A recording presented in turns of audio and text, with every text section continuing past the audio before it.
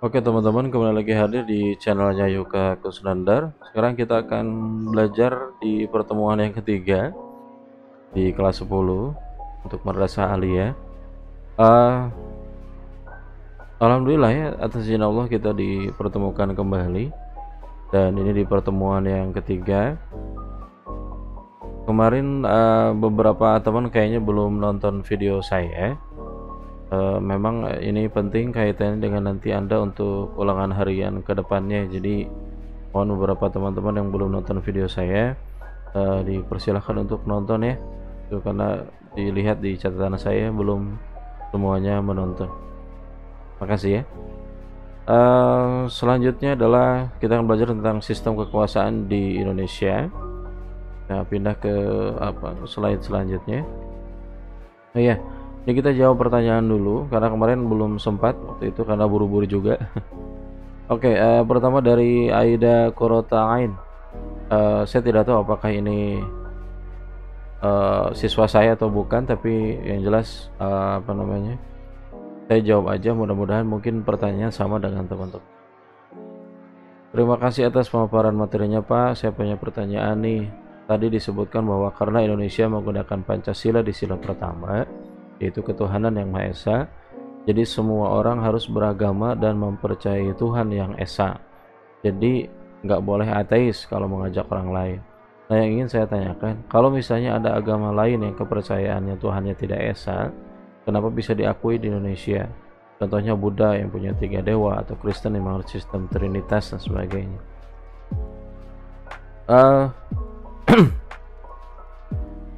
Perlu diketahui, kita memahami Esa itu dipahami sebagai sebuah konsep Esa itu satu, dan satu itu versi satu, versi umum kebanyakan orang dinamakan satu gitu. Analoginya sederhana, namun analogi ini tidak jadi merendahkan agama lain, maksudnya agama yang bukan Islam tidak merendahkan seperti itu, tapi lebih kepada untuk menganalogikan, untuk memudahkan pemahaman saja begitu.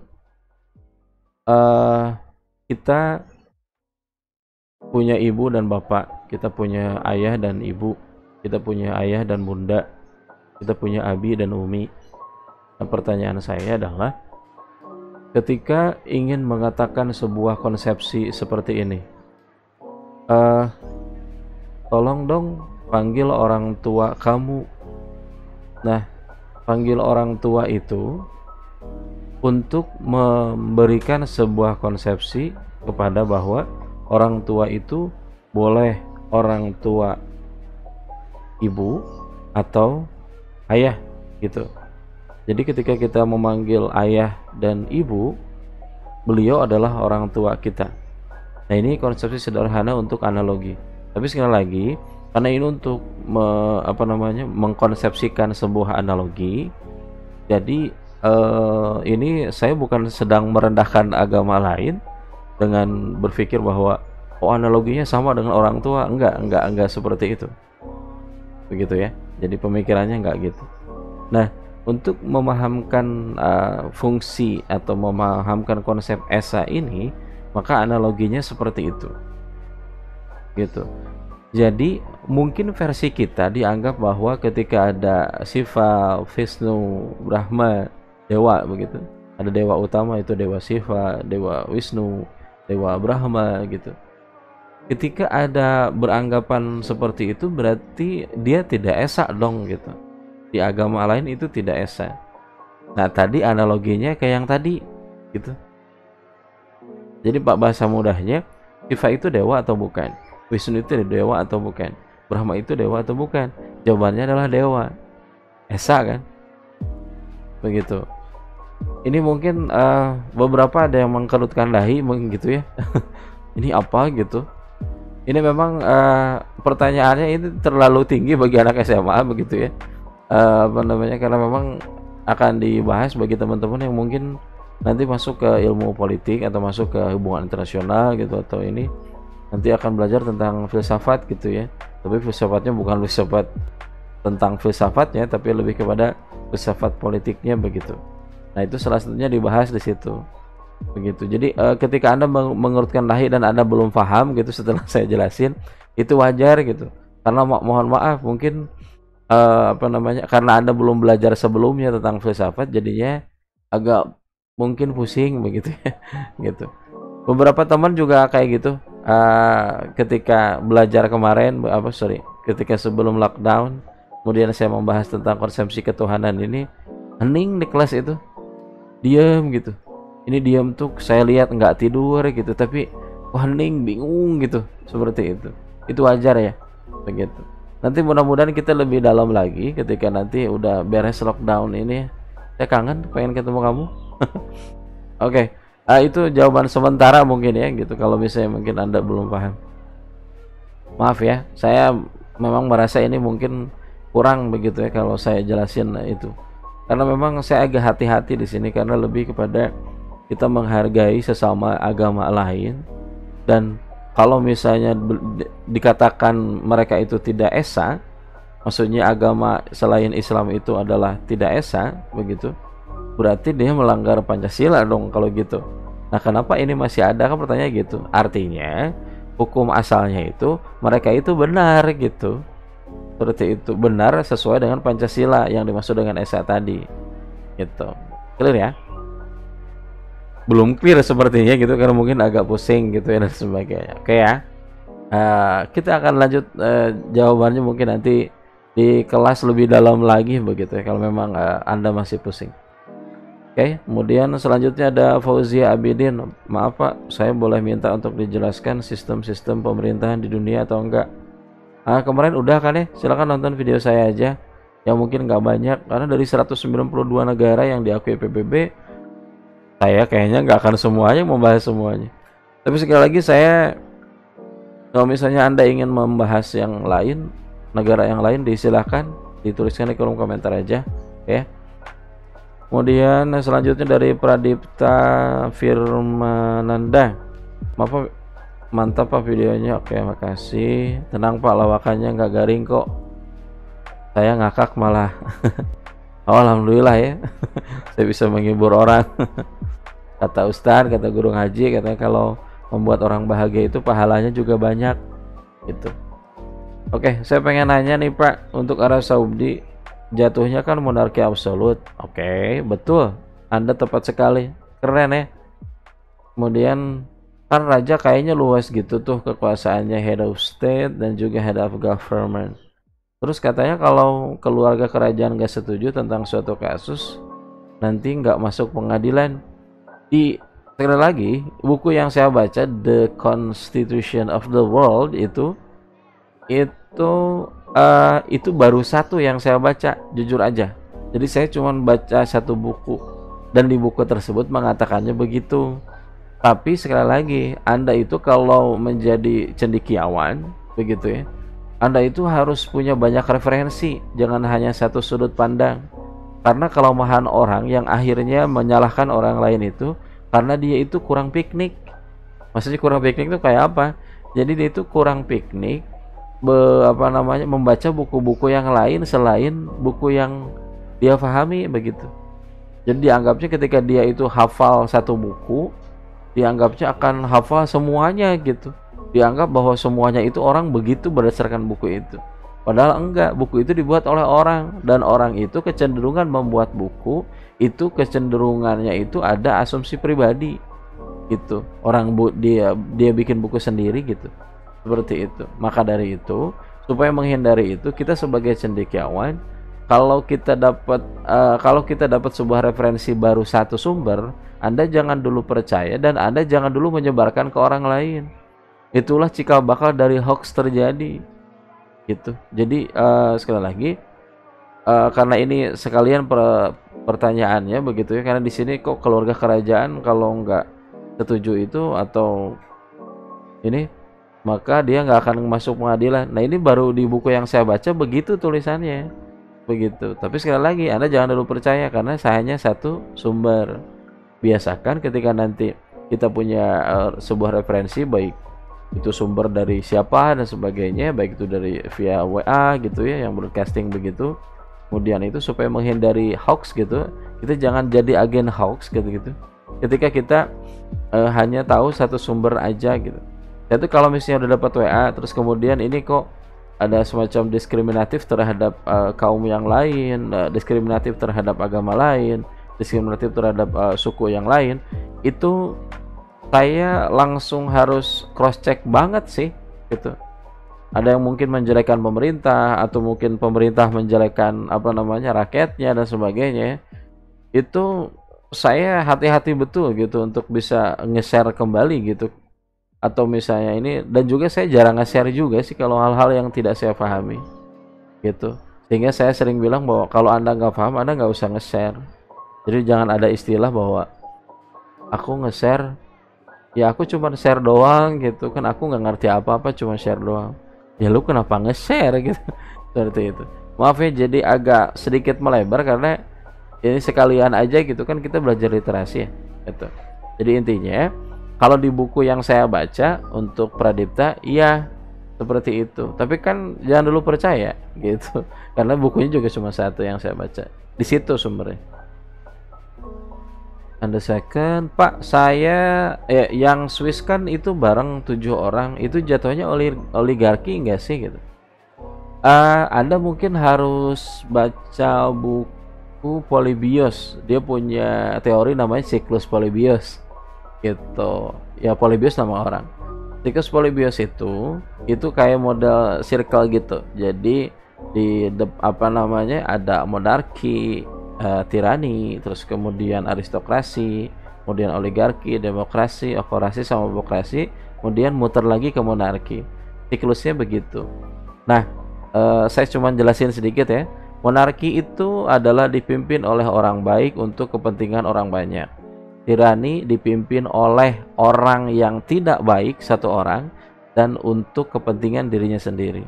Kemudian aristokrasi dipimpin oleh beberapa orang, biasanya bangsawan, pengusaha, dan sebagainya, dan dia untuk kepentingan orang banyak. Oligarki adalah dipimpin oleh beberapa orang, tapi untuk kepentingan golongan itu, gitu.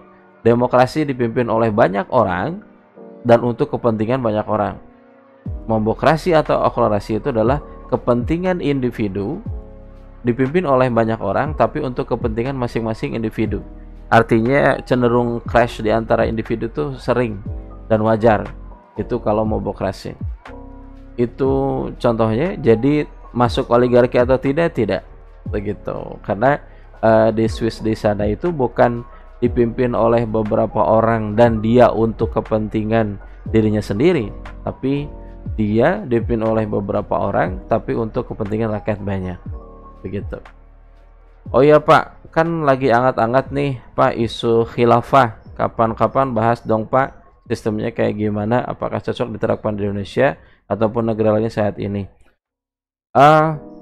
Isu khilafah itu nanti akan kita bahas ya, karena ini harus harus satu pertemuan kayaknya gitu untuk membahas sistem isu untuk tentang khilafah. Khilafah bukan isu sebenarnya. Konsepsi begitu. Konsepsi dalam salah satu konsepsi dalam sistem pemerintahan Islam begitu. Oke.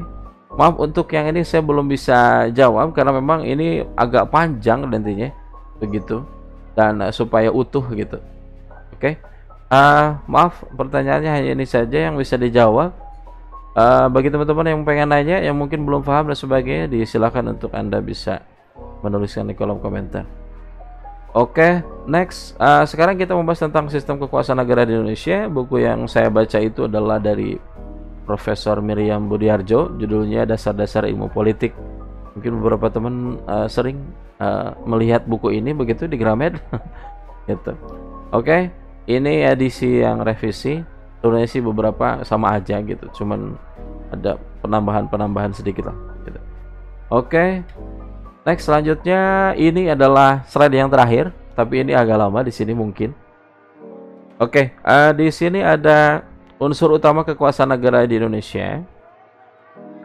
Jadi kita hanya fokus sama Indonesia aja sekarang, begitu ya.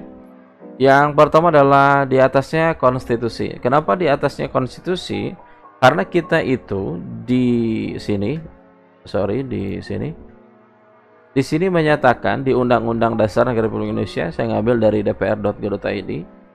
Di sini bahwa negara kita itu adalah negara hukum. Nah ini nih, Undang-Undang Dasar di bab 1 kita menyatakan diri adalah kita negara hukum. Artinya, kalau kita adalah negara hukum berarti di negara ini berlaku seluruh hukum yang ada dan semua orang harus tunduk kepada hukum ini.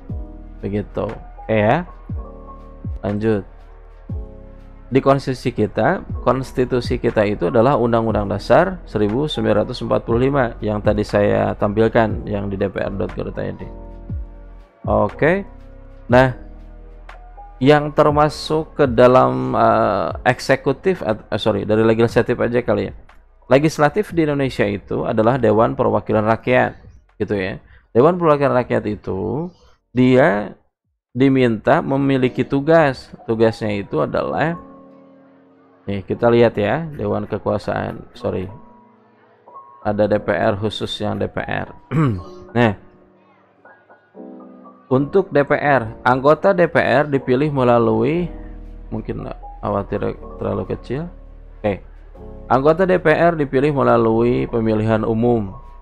Itu khusus untuk yang DPR, dia dipilih melalui pemilihan umum dengan mekanisme kepartaian.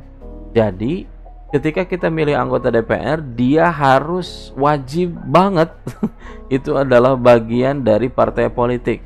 Nah, bagian dari partai politik itu tidak harus dia itu kader partai tersebut. Gitu. Contohnya mungkin ada partai apa ya? Partai Golkar gitu contohnya. Ada partai Golkar. Nah, partai Golkar tersebut beliau memiliki partai ini memiliki kader.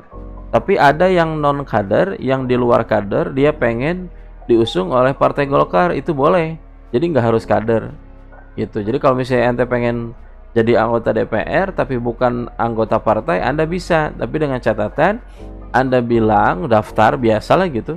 Ngomong ke Golkarnya, kalau Golkarnya itu menerima ya silahkan. Begitu Anda bisa untuk menjadi calon anggota DPR melalui partai tersebut. Oke, itu ya. Ini saya memilihkan Golkar bukan berarti tendensi ke partai politik tertentu, bukan. Ini ya memang kepikirannya itu, ya udah itu aja. Terus kemudian ini udah. Kemudian di pasal 20 DPR memegang kekuasaan membentuk undang-undang. Nah, di sini ketika DPR punya kekuasaan untuk membentuk undang-undang, berarti yang boleh untuk membuat undang-undang itu hanya DPR saja. Gitu. Dari mulai awal harmonisasi sampai di akhir untuk sampai jadinya sebuah undang-undang. Begitu. Nah, perlu diketahui di Indonesia yang namanya membuat undang-undang itu dimiliki oleh dua, yaitu DPR dan Presiden. Begitu.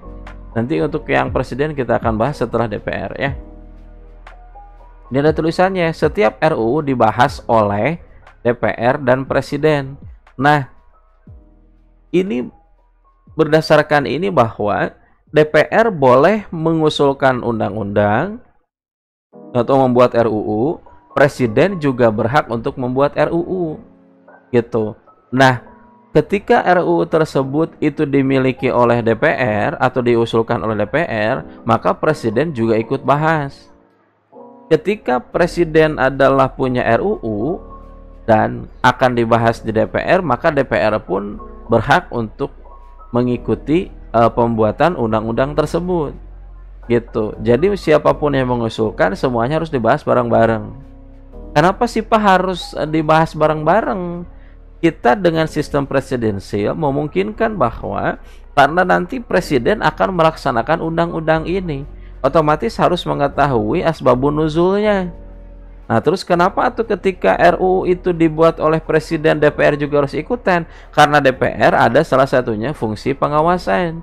Gimana mau mengawasi instrumen pengawasannya kalau beliau tidak tahu, kalau DPR tidak tahu bagaimana asbabun nuzul pembuatan itu? Asbabun nuzul itu lebih nuzul kepada asbabun nuzul kepada asal muasal dibuatnya RUU itu tuh apa gitu. Kan setiap RUU itu ada harmonisasi dan sebagainya, tapi sebelumnya ada naskah akademik dan sebagainya gitu. Nah, itu di kita DPR itu membuat undang-undang bersama dengan presiden. Oke. Ini yang lainnya tidak dibahas semuanya karena kita hanya membahas beberapa tugas di DPR saja. Oke, terus kemudian untuk ada fungsi legislasi, fungsi anggaran, dan fungsi pengawasan. Fungsi legislasi itu berarti fungsi untuk membuat undang-undang. Fungsi anggaran berarti kaitannya dengan seluruh anggaran yang ada di Indonesia yang menggunakan uang negara atau uang APBN, maka DPR punya fungsi itu. Begitu, fungsi untuk membuat anggaran ya. Fungsi juga DPR untuk bisa mengawasi anggarannya. Begitu. Tapi membuat anggaran itu bukan hanya dibuat oleh DPR, tergantung dari amanah undang-undangnya seperti apa. Kemudian ada fungsi pengawasan. Fungsi pengawasan itu kaitannya dengan mengawasi lembaga-lembaga negara yang memakai keuangan negara, kemudian atau yang DPR itu diamanahi oleh Undang-Undang Dasar untuk mengawasi lembaga tersebut. Begitu. Jadi berhak itu nanti DPR itu contohnya melihat ada seorang menteri tersebut menggunakan uang negara. Terus kemudian DPR itu berhak untuk meminta pendapat atau meminta kepada menteri, kenapa kok seperti ini? Kenapa pelaksanaannya begini dan sebagainya. Itu boleh memanggil menteri untuk datang ke ke gedung DPR untuk ditanya gitu ya. Seperti itu. Itu diperbolehkan begitu. Karena ada salah satu fungsi pengawasan. Oke, ini tadi udah berhak mengajukan usul rancangan undang-undang. Terus kemudian ini untuk yang lain khawatir jadi melebar, jadi tidak dibahas. Oke, DPR sudah. Kita sekarang pindah ke presiden. Presiden di Indonesia itu sebagai lembaga eksekutifnya. Di presiden memiliki kewenangan yang luas daripada DPR. Kenapa? Karena kita menggunakannya sistem pemerintahan presidensial. Gitu. Presidensial itu lebih kepada kekuatannya itu di eksekutif. Begitu. Jadi presiden itu kan punya fungsi yang ada di DPR, tapi DPR nggak punya fungsi di eksekutif. Begitu. Apa? Yaitu presiden memiliki fungsi di legislatif, yaitu sama-sama bareng membuat undang-undang, membentuk undang-undang. Gitu. Di presiden punya juga fungsi di yudikatif. Begitu. Kaitannya seperti ada grasi dan lain sebagainya. Padahal itu kan fungsi yudikatif sebenarnya. Tapi presiden punya di situ. Nah, maksud saya adalah bahwa ini salah satu contoh dari sekian banyak, contoh kecil dari sekian banyak bahwa presiden di Indonesia atau sistem pemerintahan presidensial dimanapun itu yang paling kuatnya itu di eksekutif atau di presidennya. Nah, sekarang kita akan bahas di presidennya. Di presidennya ada di pasal 4. Oke, nah, kekuasaan pemerintah. Saya gedein. Presiden Republik Indonesia memegang kekuasaan menurut Undang-Undang Dasar. Ini adalah salah satu contoh bahwa kekuasaan pemerintah itu kan ada di presiden, gitu ya. Nah, ketika kekuasaan pemerintah itu ada di presiden, beliau itu tetap harus berdasarkan Undang-Undang Dasar. Jadi tidak ada istilah kekuasaan presiden tak terbatas atau kekuasaan presiden absolut. Kekuasaan presiden itu semuanya bisa tanpa aturan. Enggak. Semuanya berdasarkan Undang-Undang Dasar. Dan sampai saat ini belum ada presiden, berdasarkan sejarahnya, belum ada presiden yang melanggar konstitusi secara definitif. Ada di Mahkamah Agung dinyatakan bahwa presiden itu melanggar Undang-Undang Dasar. Nah, kalau sekarang fungsinya itu di Mahkamah Konstitusi. Jadi Mahkamah Konstitusi berhak untuk menentukan apakah presiden melanggar konstitusi atau tidak. Begitu. Namun sampai saat ini, bukan namun sebenarnya, alhamdulillah begitu ya. Sampai saat ini dari presiden pertama sampai presiden yang sekarang Bapak Insinyur Joko Widodo, sampai saat ini tidak ada presiden yang melanggar konstitusi. Gitu. Oke ya? Gitu. Nah, mengenai apakah di media banyak dan sebagainya presiden melanggar aturan apa dan sebagainya, Itu kalau hanya di dalam tataran media, secara di negara hukum tidak bisa dijadikan sebagai hal yang logis secara hukum. Artinya, kalau sudah ke Mahkamah Konstitusi, baru kita percaya bahwa presiden melanggar konstitusi. Begitu. Gitu ya cara berpikirnya. Terus kemudian presiden dibantu oleh seorang wakil presiden dalam menjalankan kewajibannya, karena presiden itu banyak kerjaannya. Gitu ya. Presiden berhak mengajukan RUU kayak tadi, udah berhak, oke. Presiden di Indonesia harus warga negara Indonesia. Ini hampir konstitusi negara di dunia itu jawabannya begini, harus warga negara Indonesia. Gitu. Terus kemudian presiden adalah dipilih oleh pasangan secara langsung. Ini adalah pertanyaan dari siswa sebelumnya, Pak, kenapa sih kita nggak milih presidennya satu-satu aja gitu? Jadi presiden itu kita pilih satu, terus kemudian wakilnya kita suruh aja presiden milih wakilnya sendiri gitu. Seperti itu. Itu ada pertanyaan begitu. Nah, ini jawabannya begini. Karena harus dalam satu pasangan secara langsung. Gitu, di dalam satu pasangan ini, begitu. Nah, pasangan calon presiden itu harus diusulkan oleh partai politik atau gabungan partai politik. Nah, inilah yang menjadi sebuah dasar hukum di Indonesia. Kenapa presiden sampai saat ini belum ada unsur independen? Independen itu maksudnya adalah unsur yang dari bukan partai politik. Ada sih beberapa presiden yang beliau itu sebelumnya bukan, beberapa wakil presiden beliau itu bukan dari kader partai politik, tapi beliau bisa menjadi wakil presiden. Bisa atau tidak? Bisa. Kenapa? Karena dicalonkan. Di sini ada tulisan diusulkan oleh partai politik atau gabungan dari partai politik itu. Gitu.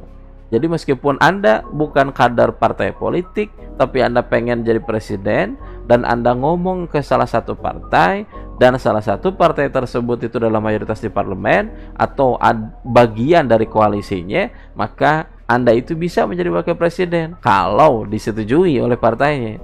Gitu. Oke. Kemudian selanjutnya sudah ini kaitannya dengan beberapa untuk pemberhentian presiden, kita nanti aja ya apa dan sebagainya, presiden tentang syaratnya dan sebagainya kita lewat aja karena kita lagi fokus ke tugas-tugas presiden. Presiden memegang kekuasaan tertinggi atas angkatan darat, laut dan udara. Nah, kekuasaan tertinggi ya. Jadi untuk AL, AD dan AU itu dipegang oleh presiden. Bukan presiden ya, presiden. Nah, seperti itu. Beliau mempunyai kekuasaan untuk menyatakan perang dan membuat perdamaian dan perjanjian dengan negara lain. Sejauh ini Indonesia hanya di poin yang ketiga, kebanyakan ya, yaitu melakukan perjanjian dengan negara lain. Dan yang berhak hanya presiden. Dari mulai gubernur, bupati, wali kota itu nggak boleh melakukan perjanjian dengan negara lain. Itu hanya presiden. Gitu ya, satu orang presiden doang gitu ya. Oke. Presiden mengangkat duta dan konsul. Duta dan konsul itu, kalau duta itu adalah orang yang sebagai perwakilan negara, perwakilan kepala negara di negara lain. Jadi levelnya head of state. Jadi itu kepala negara, itu duta ya. Dia tinggalnya di kantor namanya kedutaan. Gitu.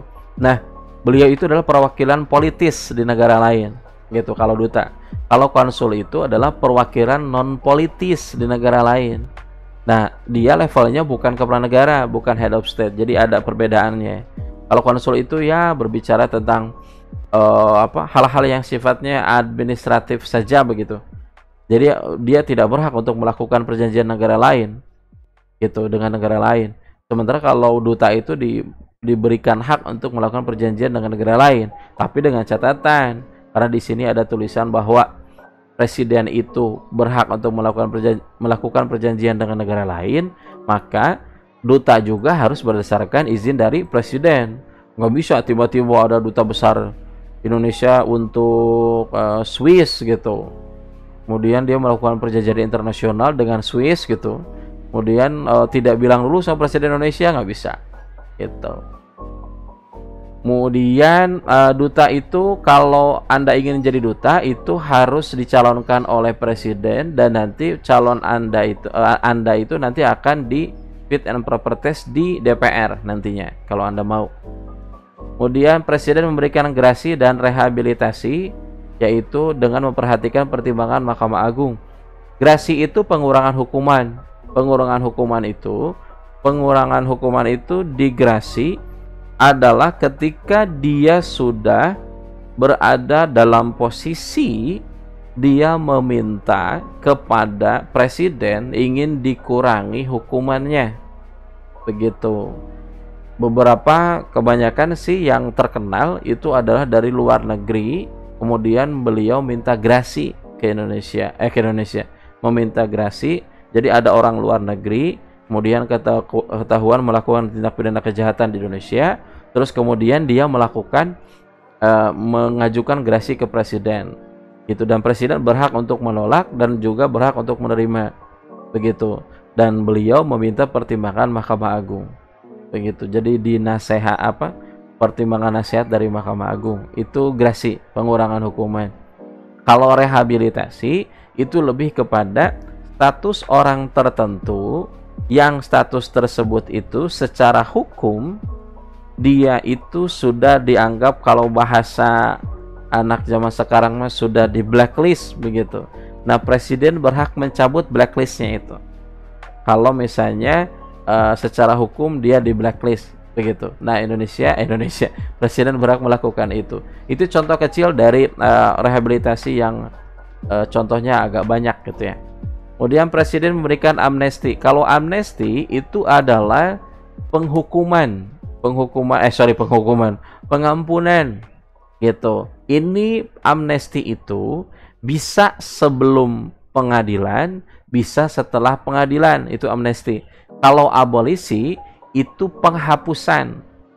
Abolisi itu kenapa dia konsepsinya penghapusan? Penghapusan itu terhadap orang yang sudah dihukum dan dihapus hukumannya, begitu. Nah, itu bisa oleh presiden.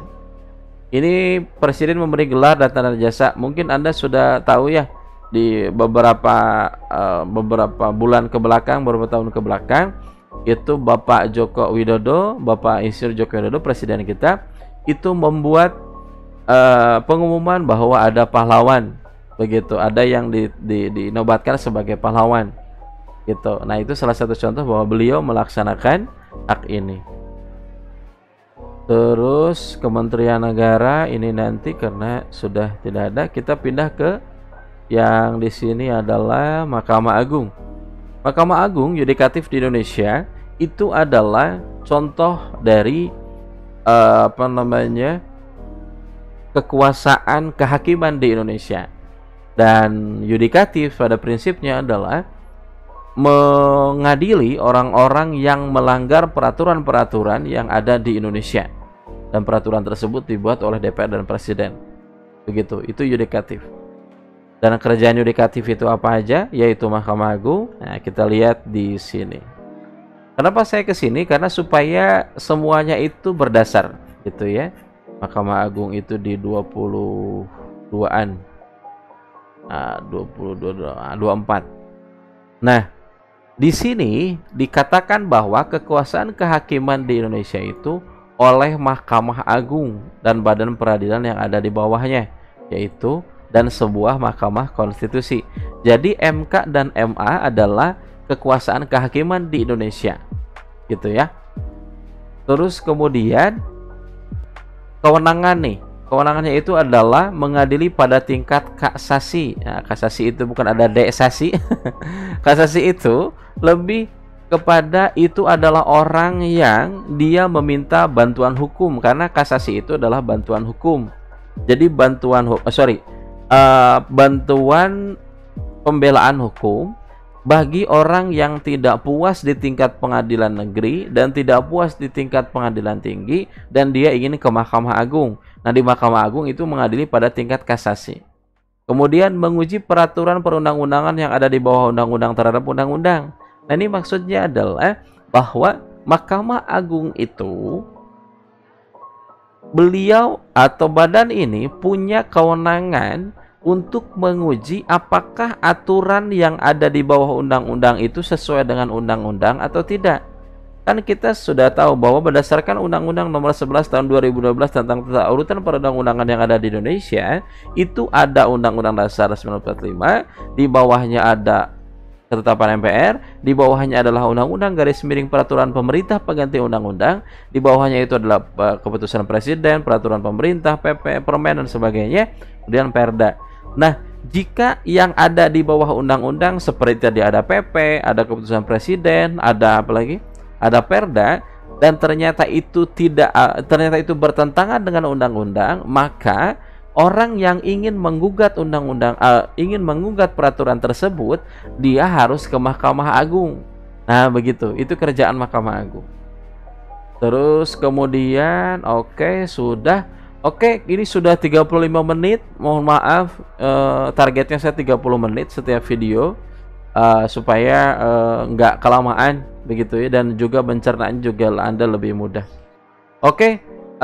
Terima kasih untuk hari ini.